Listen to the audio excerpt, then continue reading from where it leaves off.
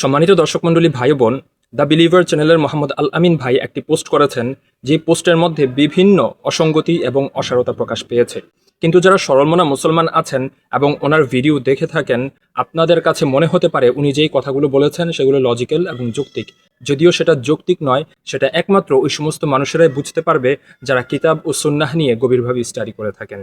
সেই জন্য আজ সর্বপ্রথম উনি যে পোস্টটা করেছেন সেই পোস্টের অর্ধেকটা আমি আপনাদের সামনে উপস্থাপন করব এবং অসঙ্গতিগুলো কি কি সেগুলো আপনাদের সামনে এক এক করে উপস্থাপন করব।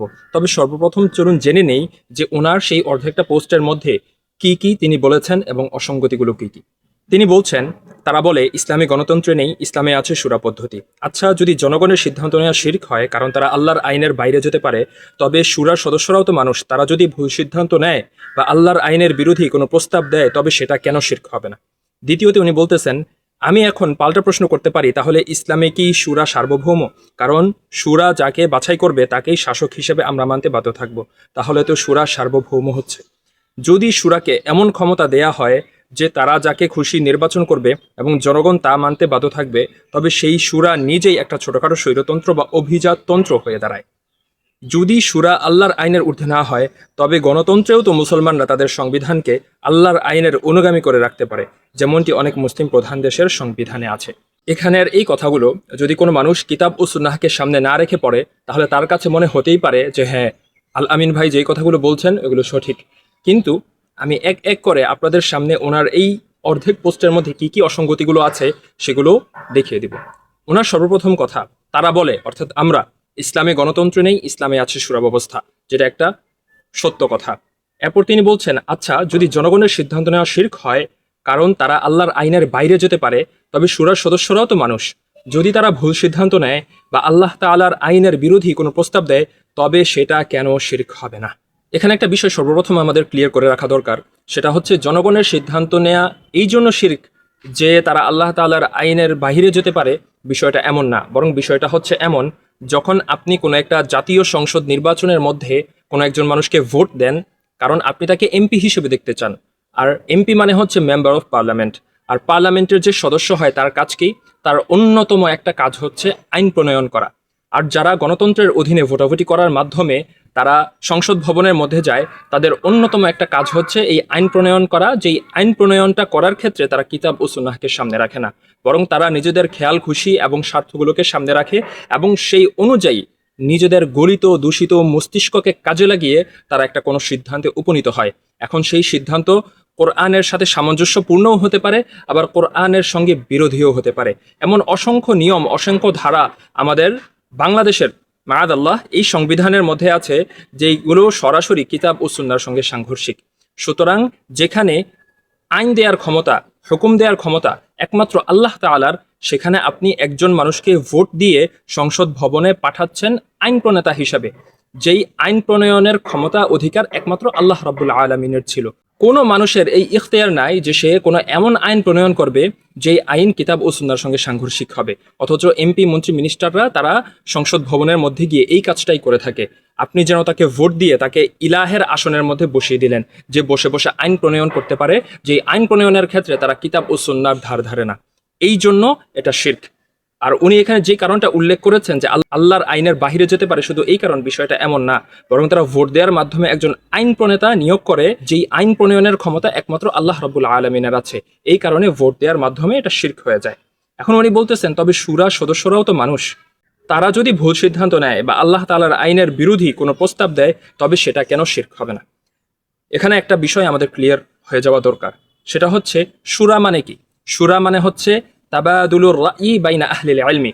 আহলে ইলম যারা আছে, যাদের মাঝে কিতাব ও সুন্নাহর জ্ঞান আছে, গভীর জ্ঞান আছে, তারা একসাথে বসে কোনো একটা মাসআলা নিয়ে আলোচনা করবে এবং সেটার মধ্যে কোনো একটা সিদ্ধান্তে তারা উপনীত হবে। আর এই বিষয়টাও এখানে আমি আজকে আপনাদের সামনে ক্লিয়ার করে দিতে চাই।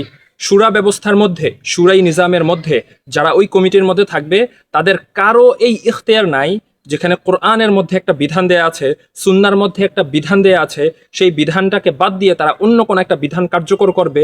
শুরাই নিজামের মধ্যে কোনো ব্যক্তির সেই ইখতিয়ার নাই। কারণ এই শুরাই নিজাম এটা তৈরি হয়েছে, এটা এসেছে কোরআন থেকে, এটা এসেছে সুন্নাহ থেকে। এই কারণে আমরা শুরাই নিজামটাকে বাস্তবায়ন করতে চাই এবং এর অধীনে কাজ করতে চাই।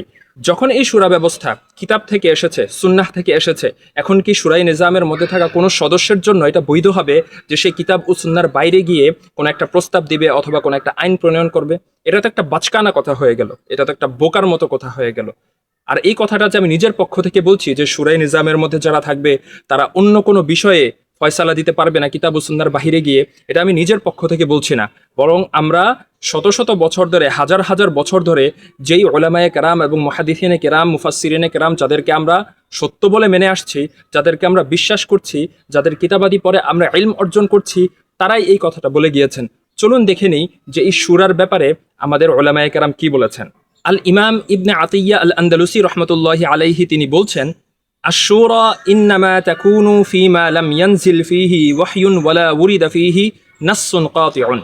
অর্থাৎ শুরা, মাশওয়ারা, পরামর্শ এটা হবে শুধু ওই ক্ষেত্রে যেই ক্ষেত্রে কোনো ওয়াহি নেই, লাম ইয়ানজিল ফীহি ওয়াহয়ুন, যেই বিষয়ে কোনো স্পষ্ট ওয়াহি নাজিল হয়নি, ওয়ালা উরিদা ফীহি নাসসুন কাতিউন, এবং যেই বিষয়ে কোনো সুস্পষ্ট অকাট্য নস অবতীর্ণ হয়নি।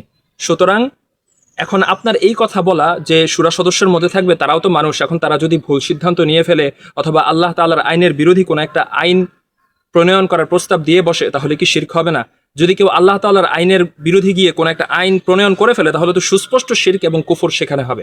কিন্তু শুরার মধ্যে যারা থাকবে তাদের এই ইখতিয়ারই নেই যে যেই বিষয়ে কোরআন শরীফের মধ্যে একটা সুস্পষ্ট আয়াত আছে, যেই বিষয়ে কিতাব ও সুন্নাহর মাঝে কোনো নজির আছে, হাদিস আছে, ওইটার বাহিরে গিয়ে শুরা সদস্যরা কোনো একটা আইন প্রণয়ন করবে অথবা প্রস্তাব উত্থাপন করবে, এই ইখতিয়ার, এই শক্তি, এই ক্ষমতা তাদের বিন্দু মাত্রও নেই। সুতরাং এই কথা বলা, শুরা সদস্যের মধ্যে যারা আছে তারাও তো মানুষ, তারাও যদি ভুল করে, তারা যদি আল্লাহ তাআলার আইনের বিরুদ্ধে গিয়ে কোনো একটা আইন প্রণয়ন করে বসে, তাহলে কি শিরক হবে না? এটা পরিপূর্ণভাবে একটা ফালতু, ভোগাস এবং অজ্ঞতামূলক কথা। এরপরে যে কথাটা তিনি বলেছেন সেটা হচ্ছে, আমি এখন পাল্টা প্রশ্ন করতে পারি, তাহলে কি ইসলামে শুরা সার্বভৌম? কারণ শুরা যাকে বাছাই করবে তাকেই শাসক হিসেবে আমরা মানতে বাধ্য থাকব, তাহলে তো শুরা সার্বভৌম হচ্ছে। এখানে এই বোকার প্রলাপ যে কোত্থেকে আসে এটা আমার বুঝে আসে না। একজন মানুষ যদি বুঝতে পারে যে শুরা ব্যবস্থাটা কোত্থেকে এসেছে, কোন আয়াত থেকে এসেছে, এবং রাসূল সাল্লাল্লাহু আলাইহি ওয়াসাল্লামের কোন হাদিস, সাহাবায়ে কেরাম রিদওয়ানুল্লাহি আলাইহিম আজমাইনদের কোন আসার থেকে এসেছে, তারপর তো ওই ব্যক্তির মাঝে এরকম একটা বাচকানা প্রশ্ন কখনো আসতে পারে না। কারণ শুরা ব্যবস্থাটা আমরা কোত্থেকে গ্রহণ করেছি? শুরা ব্যবস্থাটা গ্রহণ করেছি আমরা কিতাব ও সুন্নাহ থেকে। কেন? কারণ এটা হচ্ছে এমন একটা বিধান যেটা আল্লাহ তাআলা আমাদেরকে দিয়েছেন, রাসূল সাল্লাল্লাহু আলাইহি ওয়াসাল্লাম সেটাকে আল্লাহ তাআলার আইন অনুযায়ী বাস্তবায়ন করেছেন, ইমপ্লিমেন্ট করেছেন। এখন শুরা এখানে সার্বভৌম কিভাবে হচ্ছে? সার্বভৌম মানে কি? সার্বভৌম মানে হচ্ছে যার উপর আর কারো কোনো কর্তৃত্ব নেই, যে ক্ষমতার সর্বোচ্চ আসনে আছে, যে ক্ষমতার মধ্যে সর্বোচ্চ ক্ষমতার অধিকারী এবং যার উপর আর কোনো কর্তৃত্ব নেই।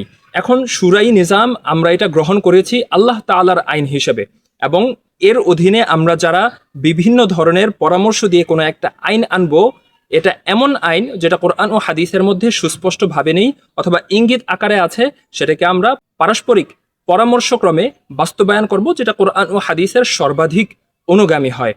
আমরা এমন কোনো আইন প্রণয়ন করব না যেটা কোরআন ও হাদিসের সাথে সাংঘর্ষিক হয়। যদি আমরা শুরা ব্যবস্থা গ্রহণ করি কোরআন থেকে, যদি আমরা আইন প্রণয়ন করি কিতাব ও সুন্নাহকে সামনে রেখে, যাতে করে কিতাব ও সুন্নাহর সঙ্গে সাংঘর্ষিক না হয়, তাহলে এখানে শুরা সিস্টেম এটা সার্বভৌম কিভাবে হচ্ছে?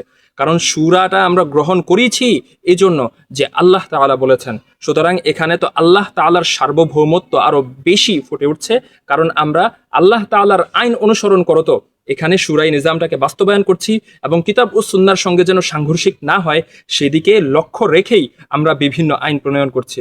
তাহলে তো এখানে শুরা সার্বভৌম হয় না, বরং সার্বভৌমত্ব এখানে একমাত্র আল্লাহ তাআলারই প্রকাশ পায়। আর যাদের বিবেক আছে, যাদের মাঝে ইলম আছে, তারা খুব সুন্দরভাবে এই বিষয়টা বুঝতে পারেন। এরপরের প্যারাগ্রাফের মধ্যে উনি যেই কথাটা বলেছেন সেটা হচ্ছে, যদি শুরাকে এমন ক্ষমতা দেয়া হয় যে তারা যাকে খুশি নির্বাচন করবে এবং জনগণ তা মানতে বাধ্য থাকবে, তবে সেই শুরা নিজেই একটি ছোটখাটো স্বৈরতন্ত্র বা অভিজাততন্ত্র হয়ে দাঁড়ায়। এটা এমন একটা অর্থহীন কথা, আমার কাছে মনে হয় না এটার কোনো ধরনের উত্তর আমার দেওয়া প্রয়োজন। তবে সর্বশেষে উনি একটা কথা বলেছেন, এটা ওনার ওই পোস্টের সর্বশেষ কথা না, মাঝখানের একটা কথা। তিনি বলতেছেন, যদি আল্লাহ তাআলার আইনের ঊর্ধ্বে না হয় শুরা, তবে গণতন্ত্রেও তো মুসলমানরা তাদের সংবিধানকে আল্লাহর আইনের অনুগামী করে রাখতে পারে, যেমনটি অনেক মুসলিম প্রধান দেশের সংবিধানের মধ্যে আছে। আমাদের একটু প্র্যাকটিক্যাল হওয়া প্রয়োজন। আমাদের উচিত যে সমস্ত দেশগুলোকে আমরা মুসলিম প্রধান দেশ বলি, ওই সমস্ত দেশগুলোর সংবিধান কি আদৌ আল্লাহ তাআলার আইনের অনুগামী হয়ে আছে? আপনি যদি খেয়াল করেন, পাকিস্তান, যেটাকে পশ্চিমাদের অনেক রাষ্ট্র তারা ইসলাম ও মুসলিম হিসেবে বুঝেই শুধু পাকিস্তানকে, কিন্তু ওই দেশের সংবিধানের দিকেও যদি আমরা লক্ষ্য করি, ওই দেশের মধ্যে বিভিন্ন এমন ধারা আছে, এমন আইন আছে যেগুলো তারা কোরআন অনুযায়ী সাজানোর চেষ্টা করেছে। কিন্তু আশ্চর্যের বিষয় হচ্ছে, বেশিরভাগ ক্ষেত্রে 80 to 90% ক্ষেত্রে পশ্চিমাদের রীতিনীতি, তাদের সংবিধান, তাদের আইনকানুন অর্থাৎ সেকুলার রুলস অ্যান্ড রেগুলেশনকেই তারা প্রাধান্য দিয়ে রেখেছে। সুতরাং আপনি যদি বলেন মুসলিম বিভিন্ন দেশের মধ্যে তারা তাদের সংবিধানকে কোরআনের অনুগামী করে রেখেছে, এমন একটা দেশের এমন একটা সংবিধানের নজির আপনি পেশ করতে পারবেন না। কেন পারবেন না? কারণ যে কয়টা মুসলিম দেশ আপনি দেখাবেন, আপনি তুরস্ক দেখান, আপনি মিশর দেখান, আপনি পাকিস্তান দেখান, আপনি মালয়েশিয়া অথবা ইন্দোনেশিয়া, তিউনিসিয়া, যেই রাষ্ট্রই দেখান না কেন, ওই দেশের মধ্যে গণতন্ত্র আছে। গণতন্ত্র মানে হচ্ছে জনগণের আইন। আর জনগণ তো তারা নিজেরা আইন বানায় না, তারা প্রতিনিধি নিযুক্ত করে। আর সেই প্রতিনিধিরা পার্লামেন্টের মধ্যে গিয়ে কি করে? তারা আল্লাহ তাআলার আইনকে পাশে রেখে তারা নিজেদের মন মতো আইন প্রণয়ন করে, যেটা সুস্পষ্ট কুফর। যদি আল্লাহ তাআলার আইনের অনুগামী হতো, তাহলে তারা কোশ্চিনকালেও গণতন্ত্রকে বাস্তবায়ন করতে পারতো না। ওই দেশের মধ্যে সেকুলারিজম আছে, মানে হচ্ছে ধর্মহীনতা, ধর্মকে রাষ্ট্র থেকে আলাদা করে ফেলা। আর আমাদের প্রিয় নবী মুহাম্মদ সাল্লাল্লাহু আলাইহি ওয়াসাল্লাম ইসলামকে রাষ্ট্র থেকে আলাদা করে কখনো রাষ্ট্রকার্য পরিচালনা করেননি। তিনি ইসলাম অনুযায়ী রাষ্ট্রকার্য পরিচালনা করেছেন। আর কোরআনের মধ্যে সুস্পষ্ট রূপে আছে, ওয়ামাল্লাম ইয়াহকুম বিমা আনজালাল্লাহ ফাউলাইকা হুমুল কাফিরুন। আর যে ব্যক্তি বিচার ফয়সালা করবে না, হুকুম দিবে না, আল্লাহ তাআলা যা নাজিল করেছেন সেই অনুযায়ী, সে ব্যক্তি কাফের। ওই সমস্ত মুসলিম দেশগুলোর মধ্যে আপনি আরও দেখবেন সেখানে সুদ ব্যাপকভাবে প্রচলিত। আর কোনো একটা দেশের মধ্যে, যে দেশের সংবিধান আল্লাহ তাআলার আইনের অনুগামী হবে, সেই কখনো সুদকে জাস্টিফাই করতে পারে না, সেটাকে একটা আইনত বৈধতা কোশ্চিনকালেও দিতে পারে না। কারণ এই সুদ হচ্ছে এমন একটা গুনাহ, যেই গুনার ক্ষেত্রে আল্লাহ রাব্বুল আলামিন বলেছেন যে এই গুনাহটা যদি কেউ করে, তার মানে সে যেন কি করলো? সে আল্লাহ এবং তার রাসূলের বিরুদ্ধে যুদ্ধ করলো। মাআযাল্লাহ, এটা কত বড় একটা গুনাহ। ঠিক সেরকমভাবে যে সমস্ত মুসলিম দেশগুলোর ব্যাপারে উনি বলতেছেন যে সংবিধানকে আল্লাহ তাআলার আইনের অনুগামী করে রাখা যায়, সেই সমস্ত রাষ্ট্রের মধ্যে পতিতাবৃত্তি চলে, সেই সমস্ত রাষ্ট্রের মধ্যে মদের লাইসেন্স দেওয়া হয়, সেই সমস্ত রাষ্ট্রগুলোর মধ্যে LGBTQ এগুলোকে নর্মালাইজ করা হয়, সেই সমস্ত রাষ্ট্রগুলোর মধ্যে আরও অনেক এমন হারাম জিনিসকে হালাল করা হয় এবং হালাল জিনিসকে হারাম করা হয়, যেটা আমরা যদি একটু রিসার্চ করি তাহলে এগুলো পরিষ্কার রূপে আমাদের সামনে আবির্ভূত হবে। সুতরাং এই কথা বলা যে শুরাই নিজাম এটা যদি আল্লাহ তাআলার আইনের ঊর্ধ্বে না হয়, তাহলে মুসলমানরা তো তাদের দেশের সংবিধানকে আল্লাহ তাআলার আইনের অনুগামী করে রাখতে পারে, এটা খুবই ফালতু একটা কথা। কারণ পুরা বিশ্বের মধ্যে আফগানিস্তান ছাড়া এমন কোনো একটা রাষ্ট্র আপনি দেখাতে পারবেন না যে রাষ্ট্রটার মধ্যে সবগুলো আইন আল্লাহ তাআলার আইনের অনুগামী করে রেখেছে। ইভেন আফগানিস্তানের ব্যাপারেও আমার অনেক খটকা আছে, কারণ আমার কাছে মনে হয় সেই দেশের মধ্যেও এমন কিছু আইন আছে যে আইনগুলো একটা দুইটা আইন তারা কিতাব ও সুন্নাহর অনুগামী করে রাখতে পারেনি। মাআযাল্লাহ, আল্লাহ রাব্বুল আলামিন আমাদেরকে ক্ষমা করুন। সুতরাং এখানে মোহাম্মদ আল আমিন ভাই, আপনাকে সর্বপ্রথম বুঝতে হবে যে শুরাই নিজাম কি, শুরাই নিজামটা কোত্থেকে এসেছে, এবং শুরাই নিজামের এই ইখতিয়ার আছে কিনা যে তারা কিতাব ও সুন্নাহর বাইরে গিয়ে কোনো ধরনের আইন প্রণয়ন করবে। গণতন্ত্রের মধ্যে যদি আপনি খেয়াল করেন ভাই, আপনি দেখতে পাবেন যে গণতন্ত্রের মধ্যে তারা আইন প্রণেতা নিযুক্ত করে, যে আইন প্রণয়নকারীরা তারা পার্লামেন্টের মধ্যে গিয়ে তারা নিজের খেয়াল খুশি মতো কিতাব ও সুন্নাহকে বাদ দিয়ে তারা আইন প্রণয়ন করে, যেটা সুস্পষ্ট কোরআনের বিভিন্ন আয়াতের সঙ্গে সাংঘর্ষিক হয়, কুফুরি হয়। আর শুরাই নিজামের দিকে যদি আপনি তাকান, এই শুরাই নিজামের মধ্যে অল্প কিছু মানুষ থাকেন যারা আহলে ইলম হন, যাদের মাঝে কিতাব ও সুন্নাহর জ্ঞান থাকে, যাদের মাঝে তাকওয়া থাকে, যারা একসাথে বসে এমন বিষয়ে ফয়সালা দেন যেই বিষয়ে কিতাব ও সুন্নাহর মাঝে সুস্পষ্ট রূপে কোনো নস নাই, কিন্তু যেই বিষয়ে সুস্পষ্ট নস আছে সেই বিষয়ে শুরা সদস্যদের কোনো রায় দেওয়ার কোনো ইখতিয়ার নাই। যেই বিষয়ে নস আছে, যেই বিষয়ে আয়াত আছে, যেই বিষয়ে হাদিস আছে, সেই বিষয়টা তারা ইমপ্লিমেন্ট করতে বাধ্য। সুতরাং এখানে ইসলামী শুরাই নিজাম এবং গণতন্ত্রকে একাকার করে ফেলা, এটা অনেক বড় একটা বোকামি এবং অনেক বড় একটা জাহালাত। আমি মোহাম্মদ আল আমিন ভাইকে আহ্বান জানাবো, আপনি এই গণতন্ত্রের ফাঁদ থেকে, এই গণতন্ত্রের ধোঁকা থেকে বের হয়ে আসুন এবং আল্লাহ তাআলা আমাদেরকে ওনার যেই কিতাব দিয়েছেন, যেই সংবিধান দিয়েছেন, যেই কামিল দিন আমাদেরকে তিনি দান করেছেন, ওই দিনের মধ্যে পরিপূর্ণভাবে দাখিল হন। আল্লাহ রাব্বুল আলামিন আমাদের প্রত্যেককে হেফাজত করুন গণতন্ত্রের ধোঁকা থেকে। আমিন ইয়া রাব্বাল আলামিন। আসসালামু আলাইকুম ওয়া রাহমাতুল্লাহি ওয়া বারাকাতুহু।